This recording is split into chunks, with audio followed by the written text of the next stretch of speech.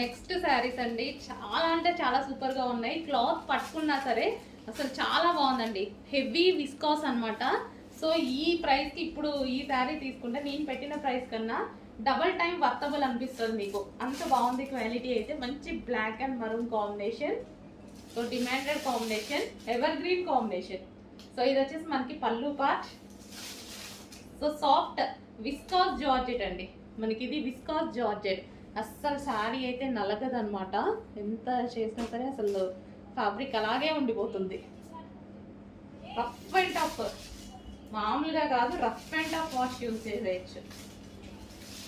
ఎంత చేసినా సరే శారీ నలగదు. అది అలాంటి క్లాత్ అనమాట ఇది.